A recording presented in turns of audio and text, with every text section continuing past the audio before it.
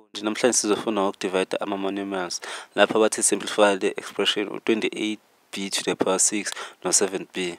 Into kumele siyenze la ukuthi sizihlukanise, siqala ngey'nombolo sizibhale zodwa. Sizobhala u-28 over 7 ngo-b to the power 6 over b. Siyazi uma u-exponent yethu ingenalutho la ngaphansi sizofaka ungu-1, ihlezi ungu-1 uma ingenalutho. Manje into ekumele siyenze, siyazi ukuthi u-28 u-7 ungeyangena ku-28 angashiyi lutho. U-7 to 28 ungena kangakhi? U-7, 14, 21, 28. That means ungena ka-4. Sizobhala u-4 times u-b.